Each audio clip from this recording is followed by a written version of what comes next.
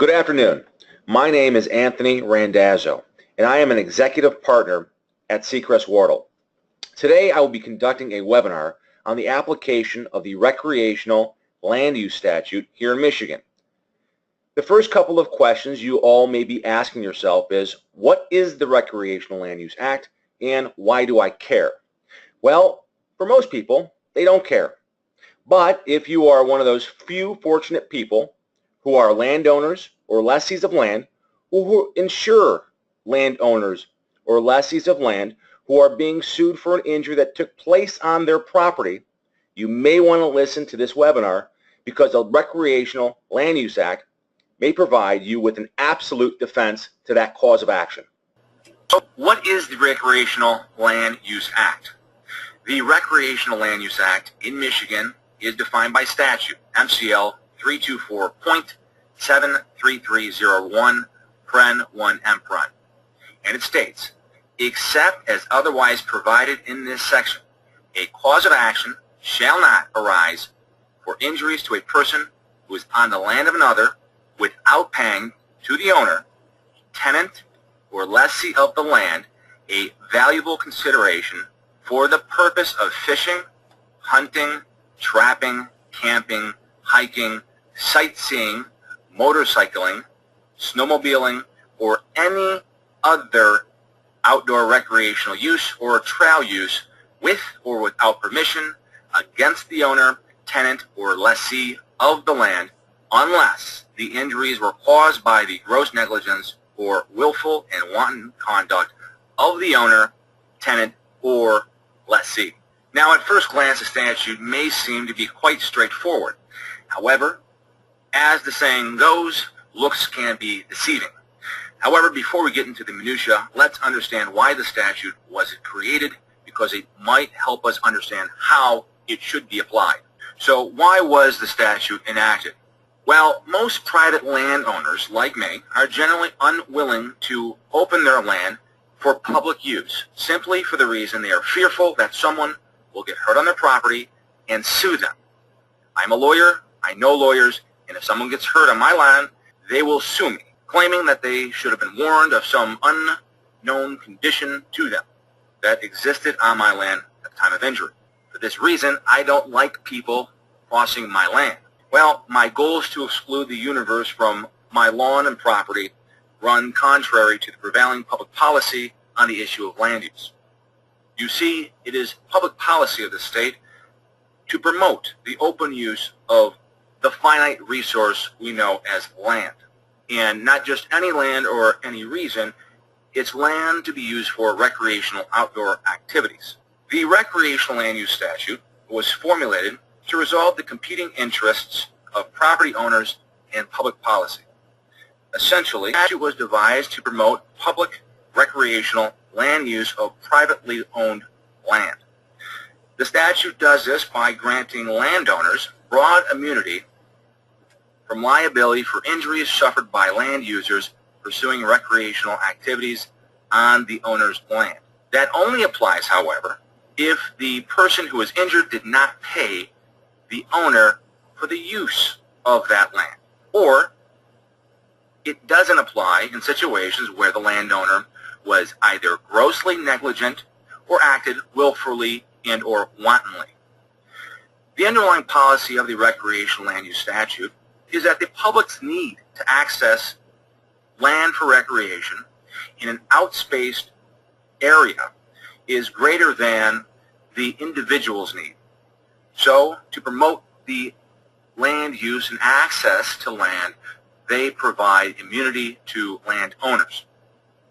Now, you have to realize this statute is important because it is a breakaway from the common law. Before we move into the next discussion and look at the historical and modern approach to applying the Recreational Land Use Act, it should be noted that the recreational land use breaks away from the common law and how the common law treats typical premises liability actions. Under the common law, or judge-made law, a landowner owes different duties of care to persons who enter upon his or her land. The duties depend upon the status of the individual who is on the land, such as an invitee, licensee, or trespasser. Under the common law, the greatest duty of care is always owed to an invitee. That duty is to take reasonable care to protect against unreasonable risks of harm caused by dangerous conditions on the land. On the other hand, no duty is owed to an unknown adult trespasser, except to refrain from injuring the person by willful and wanton misconduct. The recreational land use statute changes the common law in certain circumstances. In particular, under the statute, all recreational land users, including minors, are treated the same. They are treated essentially as if they are trespassers, and thus a landowner owes them no duty of care except to refrain from gross negligence and wanton misconduct. Now that we have taken a look at the reason for the enactment of the statute, let's get into a little more how we apply the statute. Much of the surrounding the proper application of the Recreational Land Use Act has focused on whether the type of land involved in a given case was the type the legislature meant to protect by the statute. In this regard, there are two views on how to apply the Recreational Land Use Act. There is the historical view, and then there is the modern view, or the current law on the topic. Let's first take a look at the historical view as outlined in a case called Weimers versus Holmes. This is a case that actually involved two separate actions that were consolidated for appeal. The first case was called Weimers versus Holmes, and the second case was entitled Yarling versus Bell Lake Association. Let's take a look at the facts of each case, then we're going to go and examine the holding by the Supreme Court. First, let's look at the facts of Weimers versus Holmes. In Weimers, Linda Weimer and her 6-year-old daughter were visiting the home of Linda's sister and brother-in-law during the Memorial Day weekend in 1981. Linda's sister and brother are the defendants in that action. In the back of the defendant's home was a man-made pond. While the parents, including Linda, were inside the house, children were outside playing near this man-made pond. Now, they were playing near the pond in a shallow area, catching pollywogs in a bucket. After some time, the children returned back up near the house to play around that area, all except for Linda's daughter, Jennifer. Jennifer continued to play near the pond, and with the parents inside, Jennifer drowned in the pond. Subsequently, Jennifer's father brought suit against the defendants, claiming in his case that the defendants failed to warn Jennifer that there was a drop-off in the pond where his daughter drowned. Now let's take a look at the facts of the consolidated case, Yarling versus Bell Lake Association. In that case, plaintiff Yarling was invited to a birthday party at the home of Mr. and Mrs. Grannis Yarling. I apologize if I misspoke. Actually, Mr. Yarling was invited to the house of Mr. and Mrs. Grannis. Yarling was the person who was invited and the plaintiff in this action. Once at the party, Mr. Yarling was subsequently invited to another party in the same subdivision at the Brontowski home. The Brontowski property was continuous with a private park in the Bell Lake Estates subdivision. That park abutted a lake, which was also part of the park area. When Mr. Yarling arrived at the Brontowski home, one of the swimmers, who was familiar with the lake, ran down a hill at the edge of the lake, made a shallow dive, and entered the lake. That swimmer then called the attention of Mr. Yarling and asked him to join him in the lake. As such, Mr. Yarling ran down the hill to the water's edge, where he saw some telephone poles which had been apparently put there to prevent soil erosion.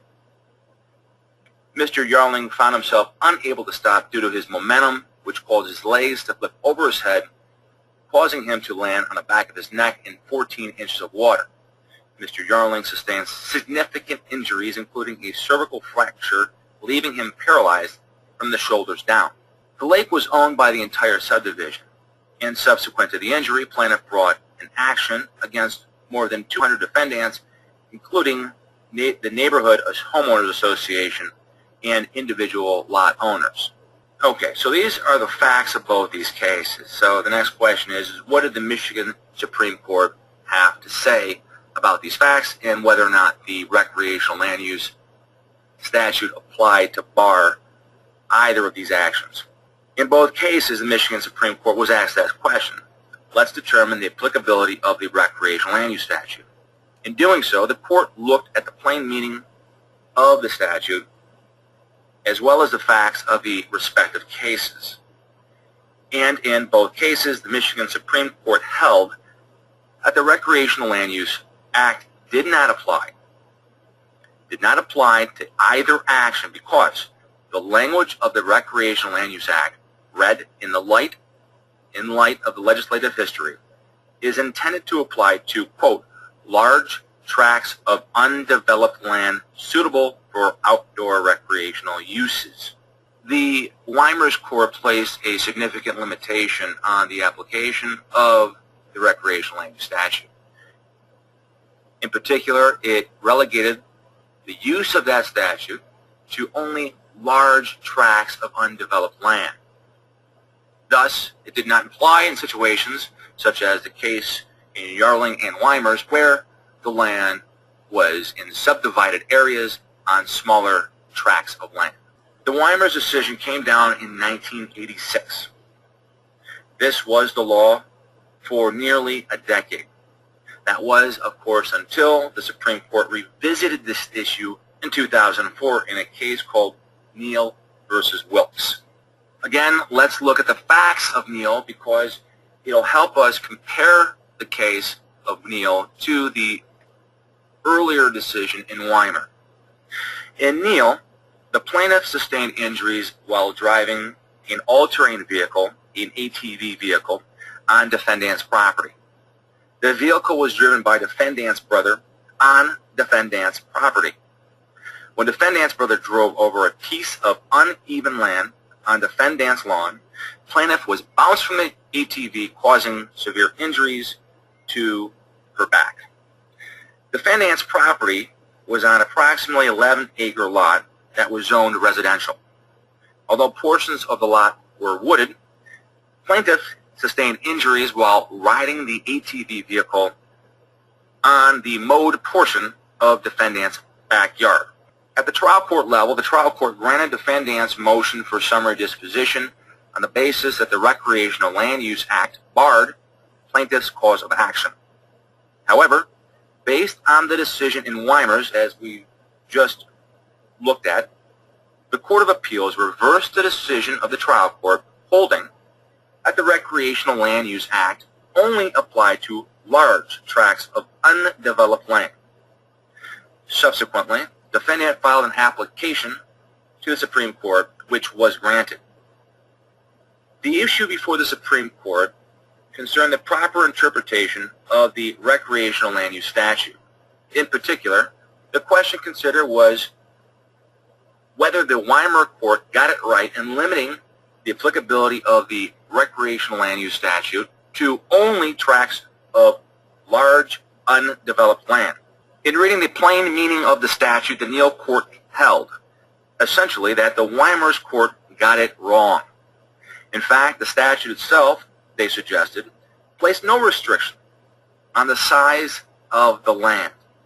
It placed no distinction on whether the land had to be large versus small, developed versus undeveloped, vacant versus occupied, land suitable for outdoor recreational activities, and land not suitable for recreational activities, urban and suburban, rural land, subdivided or unsubdivided land. There's nowhere in the statute that specifically limits the type of land to large tracts of land. It's not a condition precedent to applying the statute. So the Neal Court held that to place such limitations, to read such limitations into the statute would run contradictory to statutory construction and statutory interpretation. In short, the statute contained no limitation on the type of land involved, but rather applied to specific activities that occurs on the land of another. Therefore, an owner is not liable to a non-paying outdoor recreational land user unless the user's injuries are caused by the owner's gross negligence or willful and wanton conduct. There is no threshold requirement that a defendant asserting the defense of the Recreational Land Use Act must first show that the land is somehow big enough or large enough or undeveloped enough before the application of the statute. That's a huge change in the case law, and it really opens up the availability of this defense to landowners. And that would be all types of landowners, because as you see in Neal, that was his backyard, the mowed portion of his backyard. So, again, just to summarize, the court addressed two issues in its decision. Essentially, the court held that land simply means land. There is no limitation on the type of land involved. And the second thing, and a very important thing that the court looked at, was the activities that were covered by the statute. If you look at the statute, the legislature spells out different types of activities, different types of recreational uses in which the statute would apply. In particular, the statute specifically sets forth fishing, hunting, trapping, camping, hiking, sightseeing, motorcycling, snowmobiling. Presumably snowboarding would fit this, or any other type of recreational land use. See, there's a kind of a catch-all there on any other outdoor recreational land use. And in the Neal decision, they talk a little bit about this in explaining the catch-all or expanded view of what is considered recreational activities. The Neal court really relied on the doctrine of iustum generis, which is Latin for of the same kind. In particular, when a general term follows a series of specific terms, the general term is interpreted to include only things of the same kind, class, character, or nature of those specifically enumerated. As we saw in Neal, the court found that riding an ATV vehicle was of the same class, kind, character, nature as the enumerated activities identified in the statute. So the statute applied. However, it should be noted that no court at all has gone so far as to specifically limit the activities that would fit the statute. This is important because it's now at least arguable that if something may be an outside activity, that it would fit the statute. And the reason I say this is when you look at the statute, you look at the types of activities involved, it's pretty broad. I mean, if sightseeing can qualify as a recreational activity, it seems to me, at least, that there's not much that could not be considered a recreational land use activity to fit this statute.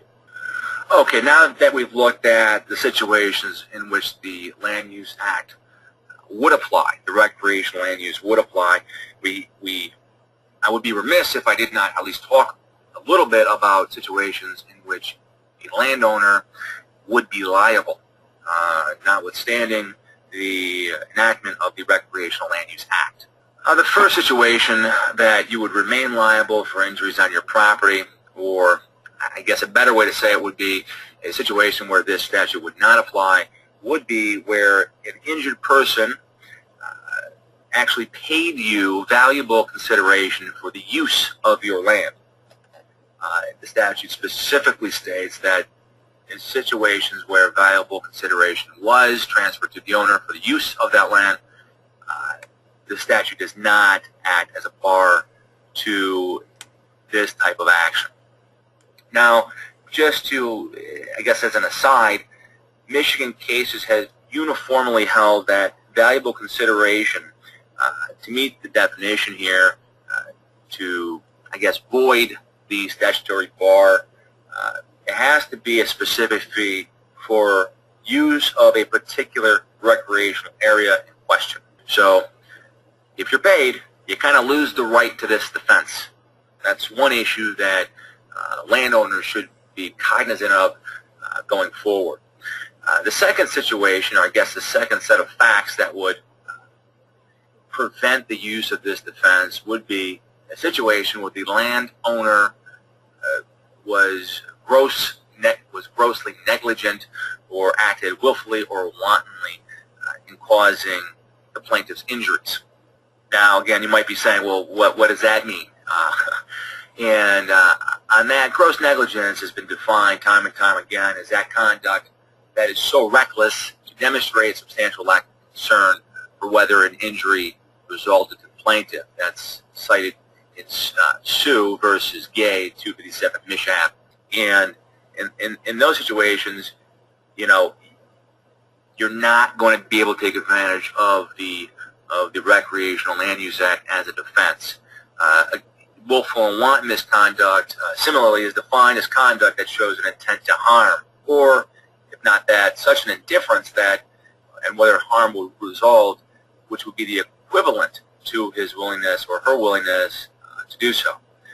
These situations are, I guess, somewhat easy to imagine, and this is, it reminds me of my father, who just absolutely hated neighborhood kids crossing his corner of his backyard, because we lived at a field that kind of led into a park area, and we used to have these kids cross this corner, and it made a footpath.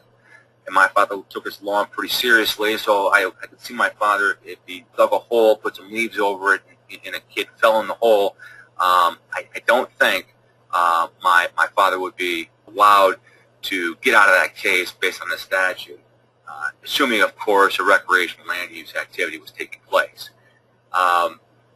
So that's, I guess, one clear example of when the statute is not going to apply.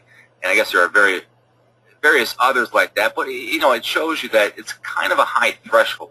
Now, as an aside, some of you may be interested in whether the statute provides an exception to governmental immunity. Some of you may be governmental entities looking to this as a possible problem, because the fact the statute doesn't apply where consideration is paid. A lot of cities will accept payment for use of the land and recreational activities, and as we saw in our prior discussion, payment of valuable consideration kind of, I guess, strikes a hole through the ability to use the Recreational Land Use Act as a defense. But be that as it may, rest assured, governmental entities, that the statute is not an exception to governmental immunity. Remember, the Recreational Land Use Act only provides protection to general landowners, and since there is a more specific statute that protects governmental entities, the Governmental Immunity statute, and it's more specific and enacted after the Recreational Land Use Act, if the legislature wanted to carve out an exception to governmental immunity to allow for causes of action, then it would have done so in the Governmental Immunity statute. But you know, this issue was addressed in 1998, and it was addressed by the Supreme Court in a case called Ballard, B-A-L-L-A-R-D, versus Ypsilanti Township. The citation is 457 Mich. 564. If anyone's interested in learning additional information about that, they can email me, and my information will be presented shortly.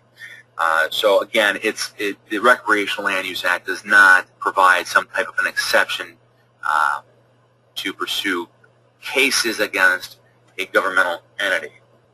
And on the screen right now, there are some additional examples of other situations that impacts landowner liability and the application of of the recreational land use statute. For example, if someone crosses your land while cross-country skiing and falls, injuring himself, you may not be liable, assuming, of course, that you were not paid for the use of your land and you did not act grossly negligent.